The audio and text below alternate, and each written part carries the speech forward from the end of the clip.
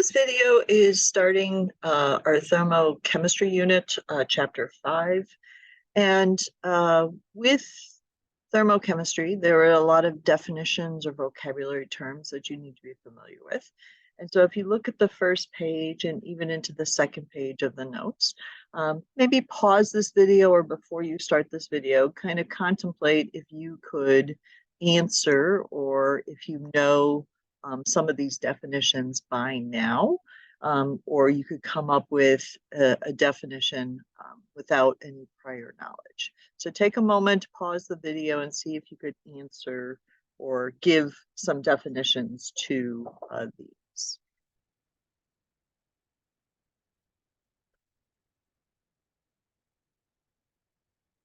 So first off, we're going to start with energy. Okay, that's our big theme here, is going to be energy.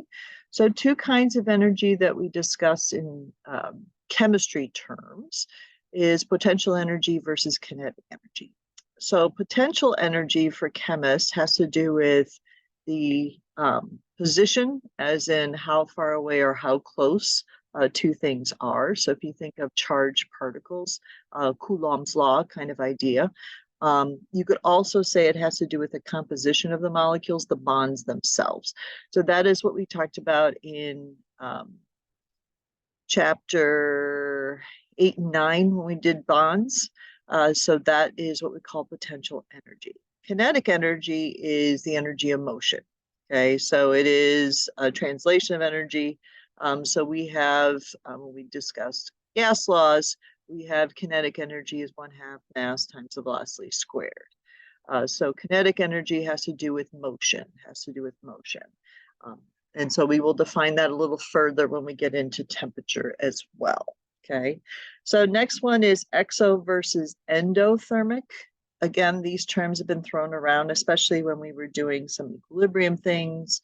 So exothermic is going to mean energy is being lost. Endothermic energy is going to be gained.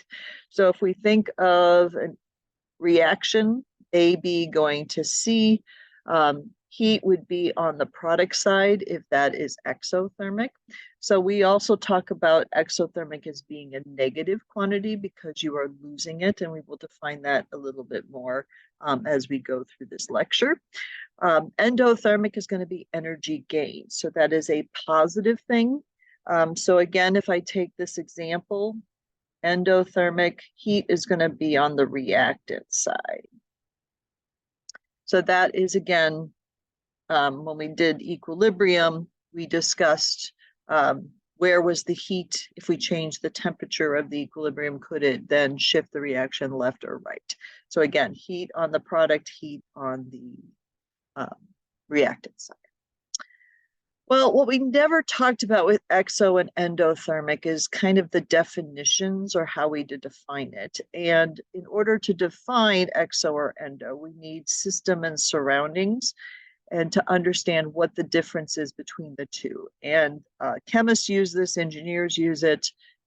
It just depends upon what we call your point of view. So system for a chemist is always going to be the chemical reaction. So it's going to be your point of view when you're discussing whether or not something is being lost, energy being lost, or energy being gained.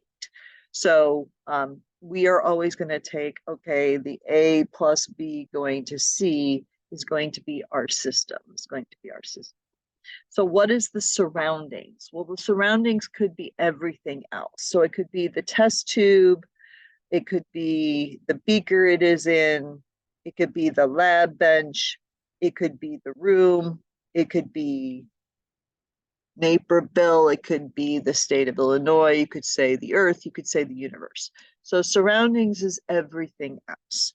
So your perspective when you're talking about exo and endothermic has to do with, if you're the system, if you're the chemical reaction, is energy coming in or energy going out? That is going to be your perspective. So that's going to be your point of view when you are looking at these reactions. So are you gaining something or are you losing something? So that's where the positive and the negative are going to come in.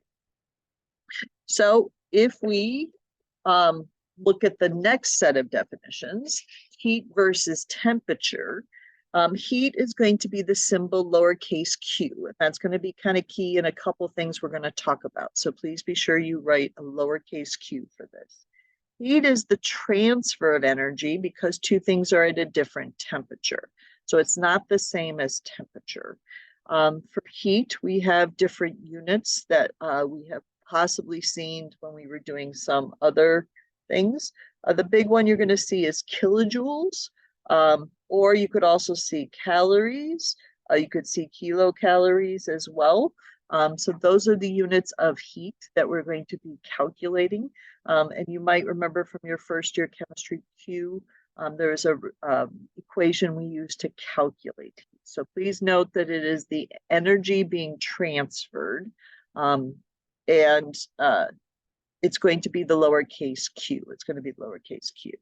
While temperature is going to be a capital T, is the measurement of average kinetic energy. So it's going to be KE, kinetic energy. So we know some units of temperature. We know we have Kelvin, we have degrees Celsius, and we also have Fahrenheit, but we just don't use Fahrenheit in a chemistry classroom. So remember Kelvin 273, we did that when we did gas laws. In a lab setting, we are going to measure things at degrees Celsius. So remember, it is the average kinetic energies. You're not measuring every particle. The particles could have different amounts of average kinetic energy. And when we discuss gas laws, you could kind of remember those gas particles moving around. Not everyone was moving the same. Okay, so temperature is going to be the measurement of kinetic energy. Heat is the transfer of energy from hot to cold, Okay. All right, so to the next page, I believe. So we have what we call the first law of thermodynamics. And this is, again, related to the study of energy, the study of matter, that energy can neither be created nor destroyed.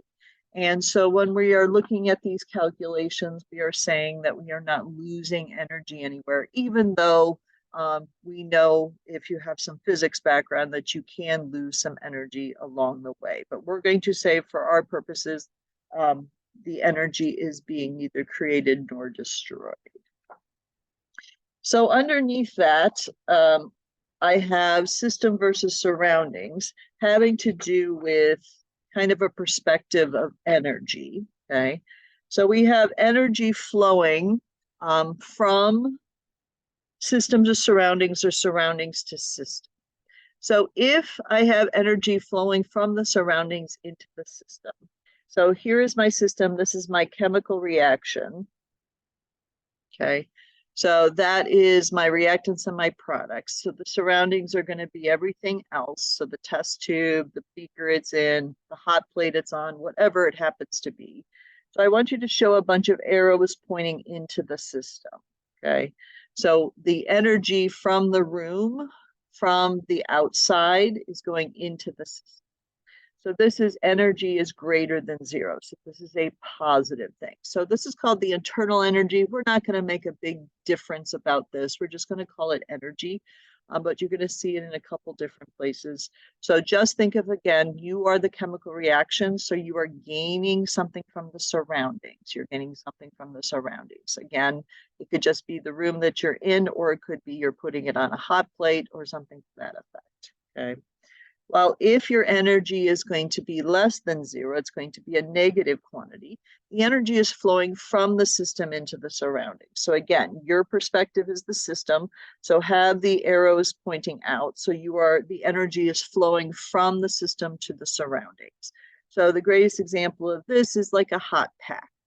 So if you buy a hot pack at the store, you break it up, the heat starts coming out. You could feel it. You are the surroundings. So the system, something in that chemical reaction is releasing the energy. You have extra energy left over. So therefore, it's going into the surroundings,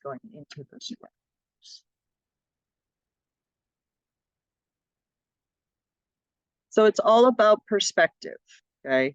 So if I am talking about energy going into the system, this is what we call an endothermic reaction, because I need to have energy from the surroundings in order to get that chemical reaction to work.